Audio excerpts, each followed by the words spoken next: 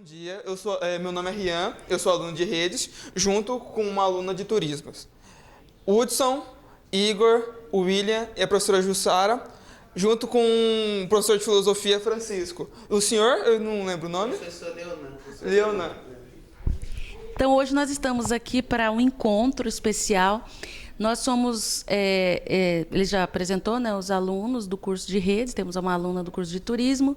Nós estamos desenvolvendo um projeto de ensino intitulado A Produção de Podcasts nas Aulas de Língua Portuguesa.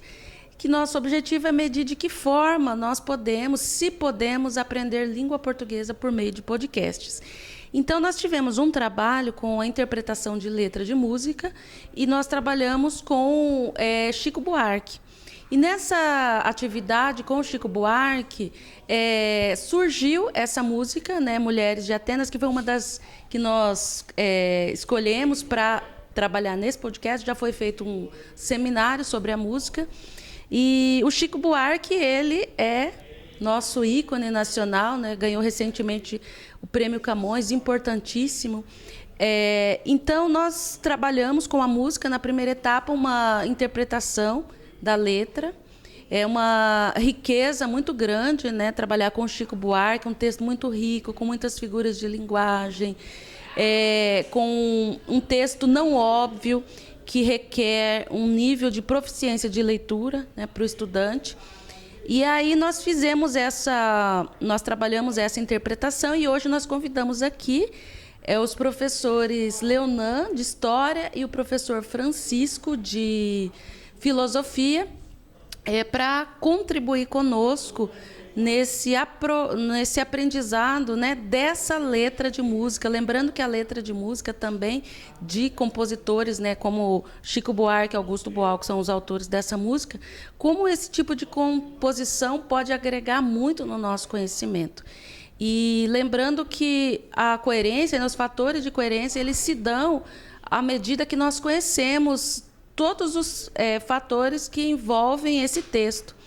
Então, o aprofundamento da leitura passa pela história, né, do contexto desse texto que nós estamos lendo, no caso, Mulheres de Atenas, né? A filosofia, ela nos leva à reflexão de todo esse contexto, né? E faz com que o aluno se torne um aluno mais crítico, né, com uma boa fluência da leitura. E aí também nós trabalhamos nesse espaço podcast, que é um espaço também para divulgar, para socializar todos esses nossos debates. Então, assim, nós, de certa forma, eternizamos momentos, né?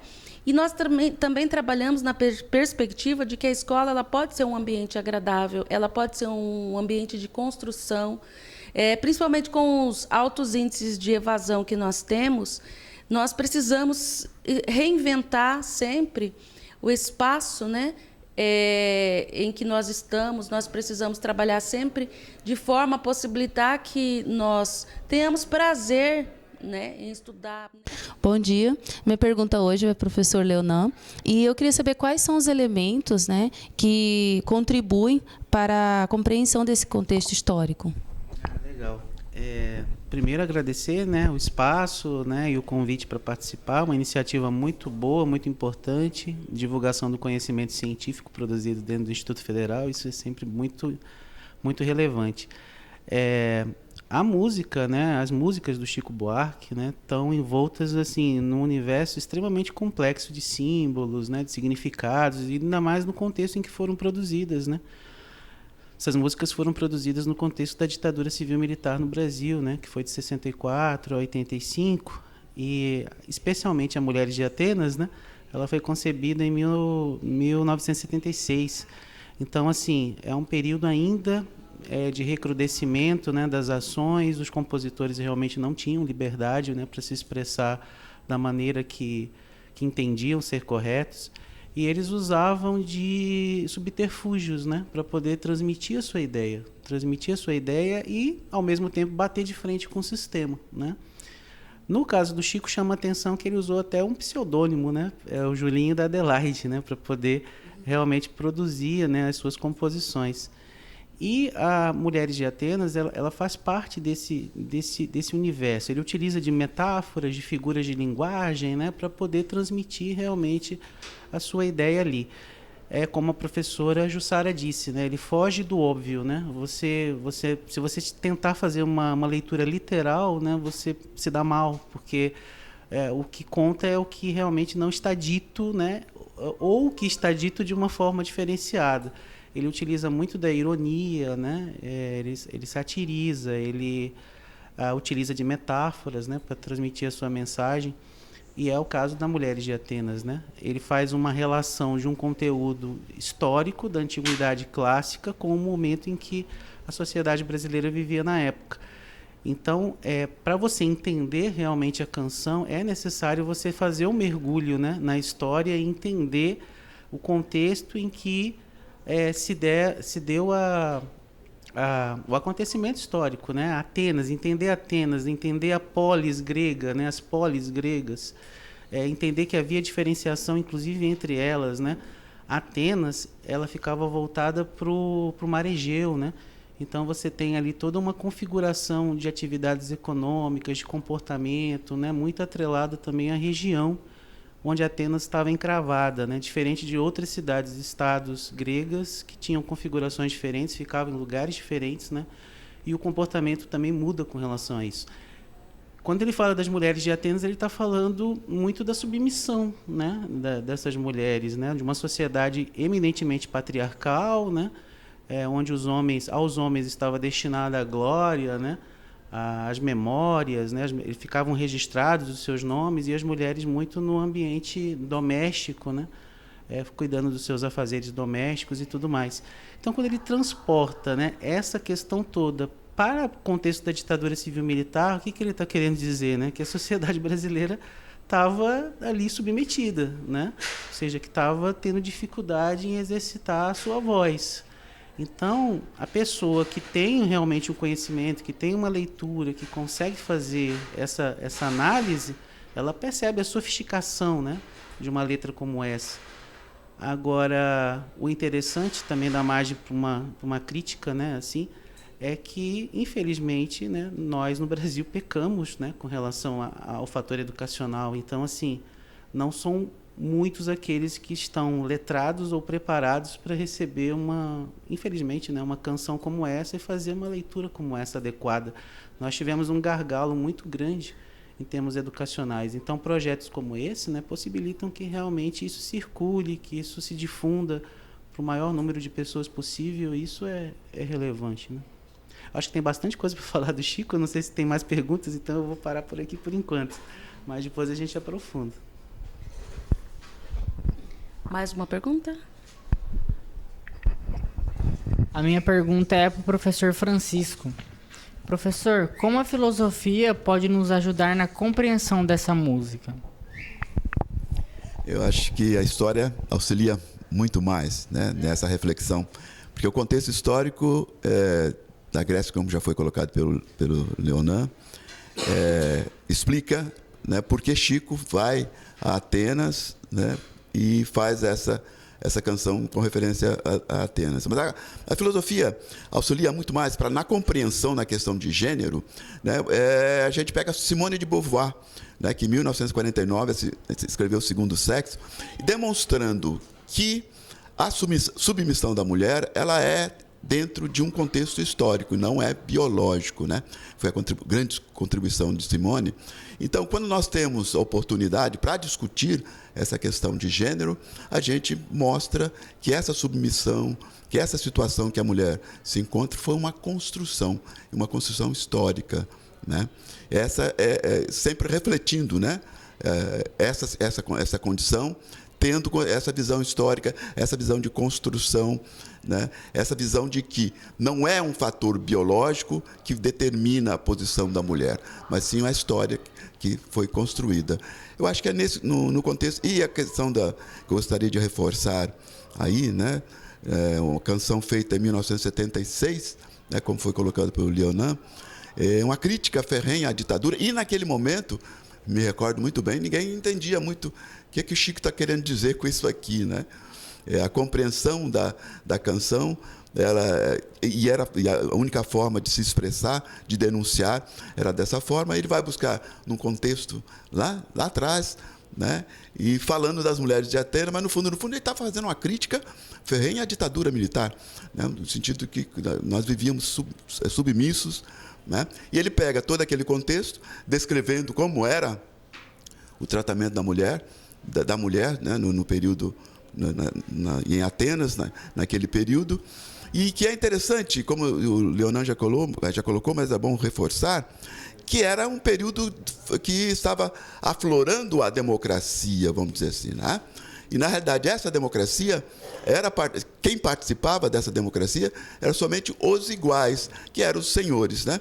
E, segundo alguns dizem, que a participação era de 10% a 14% da população que participava, escravo não participava, a mulher não tinha nenhum direito, não participava, os estrangeiros não participavam, os menores não participavam. Então é interessante esse contexto, né, de onde foi feito a música. Então acho que a contribuição da filosofia é a reflexão.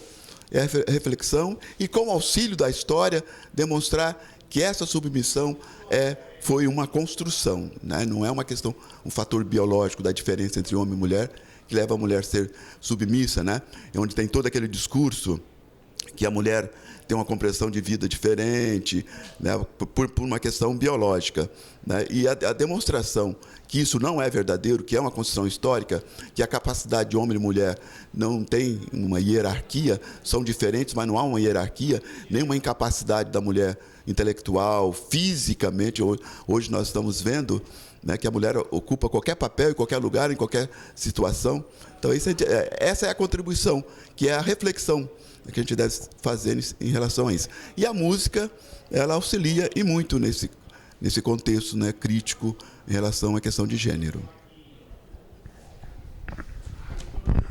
Acho que é muito importante nós compreendermos, né, puxando um pouquinho para essa questão dessa proposta nossa de leitura, né, que é esse trabalho que nós estamos fazendo de interdisciplinaridade, né?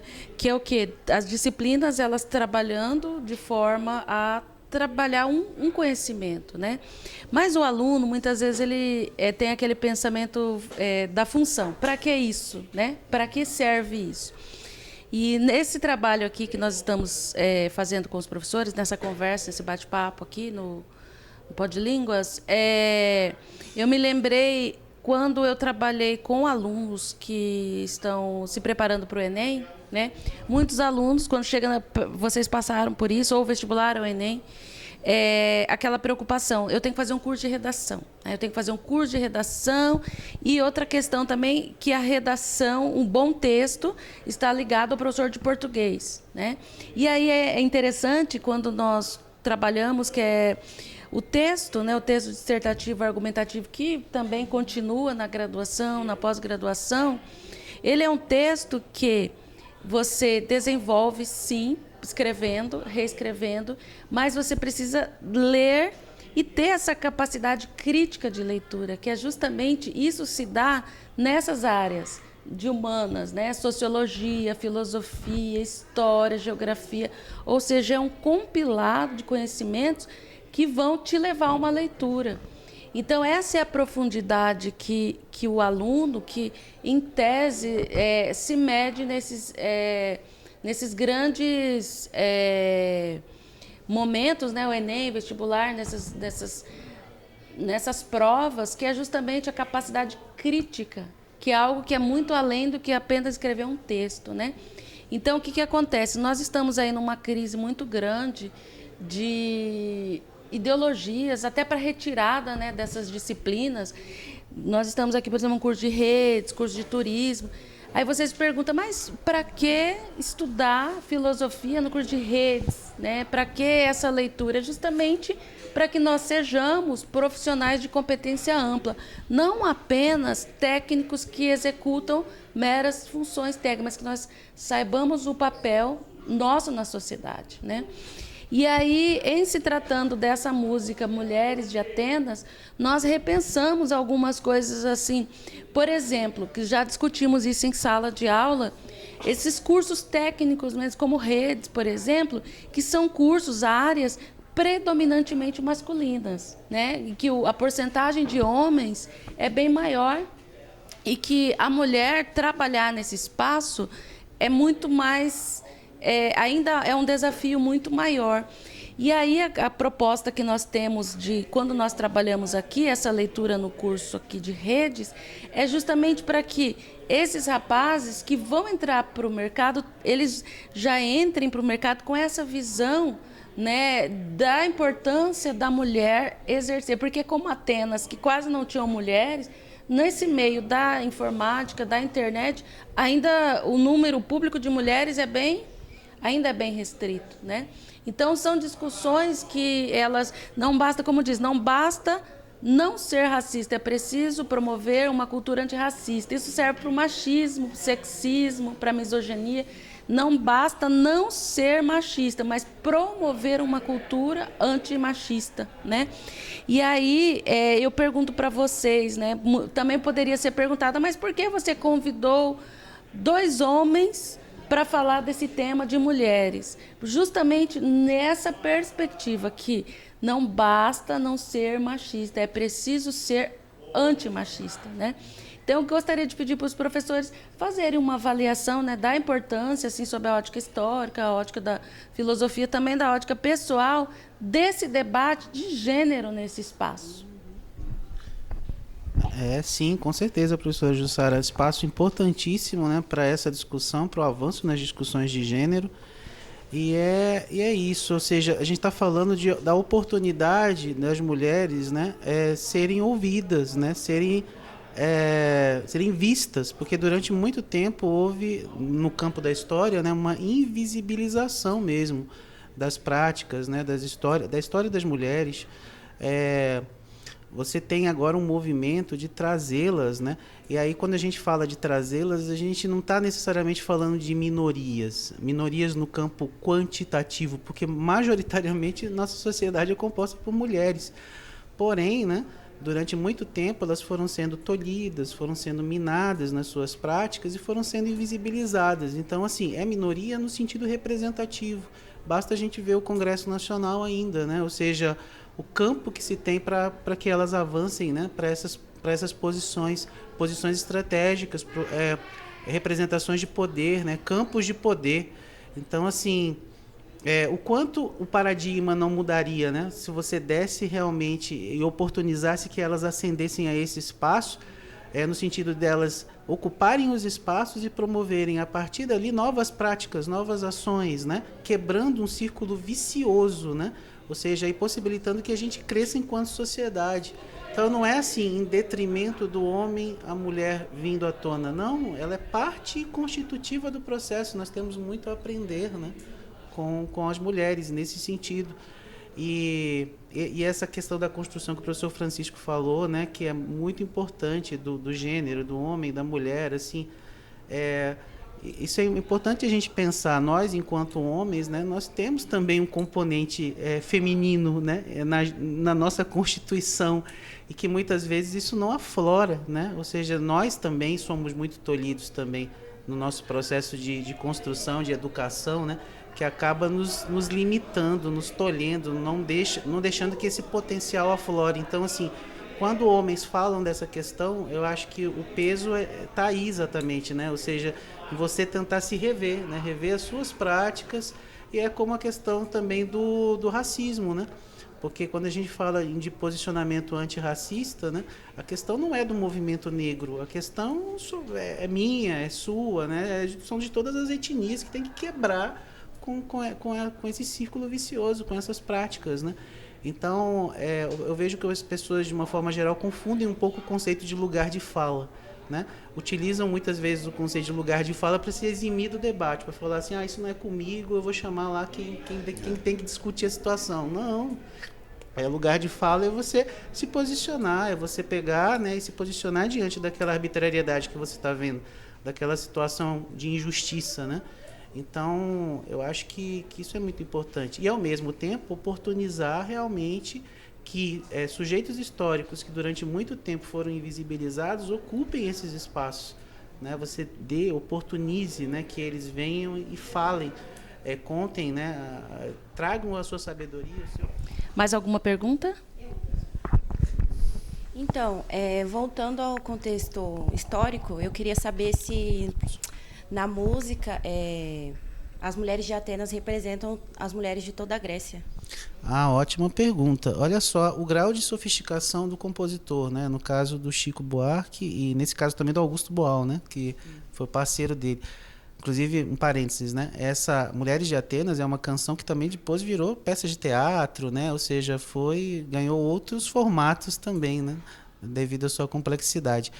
Mas não representa. É incrível isso, né? Porque como ele é sofisticado na construção, ele vai se ater às mulheres de Atenas, porque as mulheres de Atenas tinham um determinado perfil, como eu tinha dito anteriormente, né? Atenas está voltada para o mar Egeu.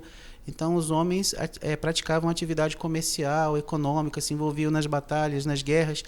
Então, assim, a função determinada socialmente à mulher, né, ela realmente tinha muito a ver com o local onde Atenas estava erigida, né, onde Atenas existia ali, né, e o processo de construção histórica.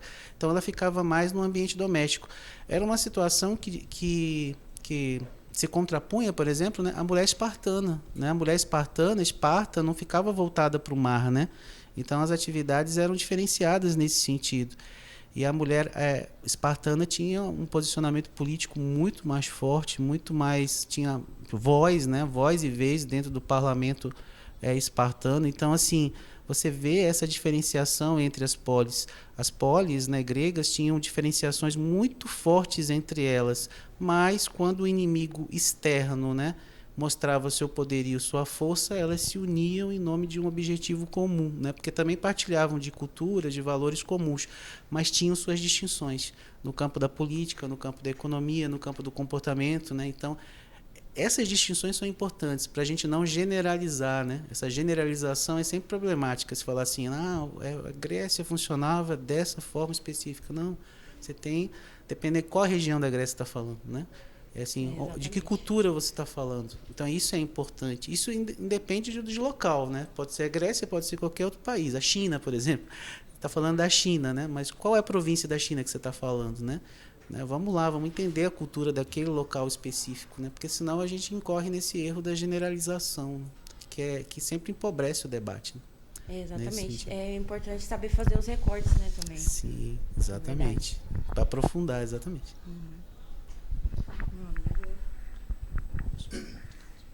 Eu tenho uma pergunta. A música Mulheres de Atenas é um tanto quanto única e brilhante do Chico Buarque, ela é bem profunda. E ela traz, né, bastante essa parte da reflexão na parte da filosofia, se a gente for parar para pensar. Aí eu queria saber a opinião do senhor sobre esta música. Você fala... dentro do contexto filosófico. Então, a arte e a filosofia... A arte é uma maneira de compreender, de expressar, né, que auxilia na compreensão da realidade. Né? Então, arte e filosofia caminham juntas. Né? Você vê que numa música ele faz uma reflexão de uma situação, né? Traz um contexto histórico, traz uma reflexão da situação da qual nós vivenciávamos naquele momento, né? Dentro de uma música.